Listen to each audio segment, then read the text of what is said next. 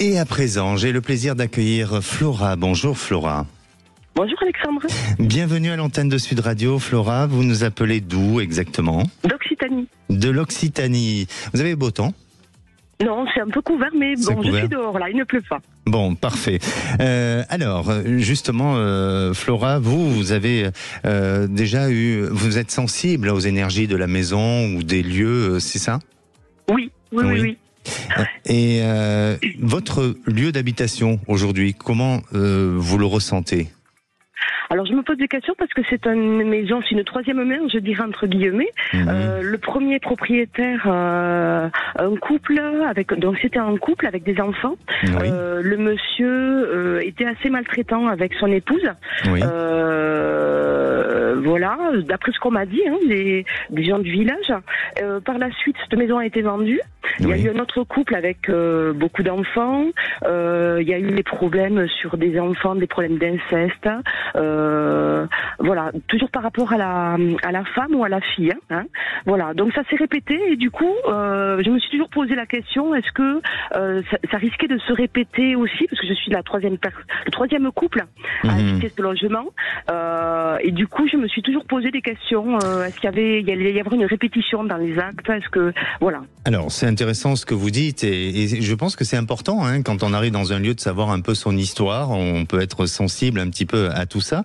Est-ce que vous, depuis que vous occupez ce lieu, vous sentez que vous êtes apaisé dans cet endroit ou est-ce que le rapport avec les autres est un peu agité? Vous sentez de la nervosité? Est-ce que vous dormez bien dans ce lieu? Est-ce qu'il y a peut-être aussi une absence de motivation, un manque d'énergie, une incapacité d'aller de l'avant? Toutes ces questions, il faut se les poser et peut-être que ça peut donner aussi une réponse à cet endroit. Est-ce qu'il y a tous ces aspects-là qui semblent ressortir ou pas chez vous? Alors, de manière positive ou négative? Oui, moi je dors bien, oui. Mais j'ai l'impression que ça a été transmis à ma fille, où il lui arrive beaucoup de... Elle a quel âge, votre fille?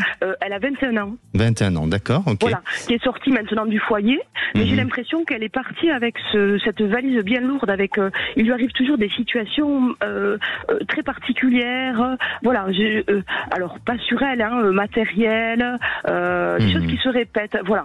Alors, bon, pour moi, de ce que je ressens pas ce lieu dangereux et pour autant très négatif. Et effectivement, il a peut-être besoin d'être nettoyé, d'être, purifié.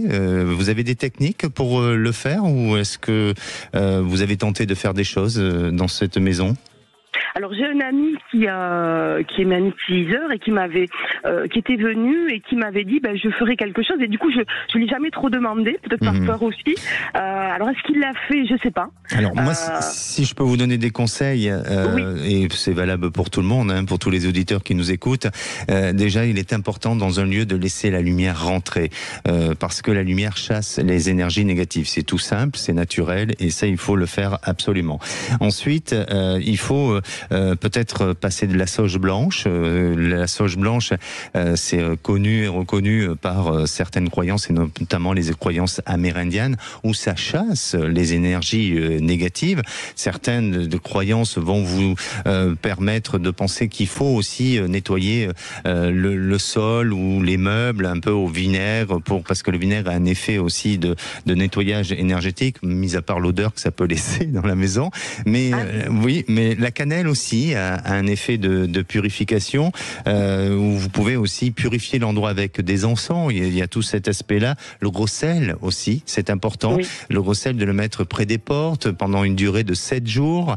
Et puis, vous voyez si le gros sel, lui, a changé au niveau de sa consistance au-delà de l'humidité. Mais on peut le voir, on peut le percevoir. Donc voilà, ce sont des petites choses que vous pouvez faire par vous-même. Et puis, dans des croyances, on va dire un peu plus religieuses, faire intervenir un prêtre pour faire bénir la maison. Voilà, donc ça pour moi, ça peut être bien, mais en ce qui vous concerne, Flora, je ne sens pas quelque chose de négatif en soi. Peut-être qu'effectivement cette maison elle a besoin de nettoyage et tout ça, mais il y a quand même des valeurs anciennes dans cette maison où il y a eu des véritables familles qui se sont installées dedans, avec certes parfois et à un moment donné un peu de violence, mais n'ayez aucune crainte. Et si vous devez vous poser la question de savoir est-ce que je dois déménager, dois partir, est-ce que je dois fuir la maison, pour moi je ne vous vois pas faire ça, et il n'y a pas une grande utilité à se sentir chassé de cette maison. D'accord.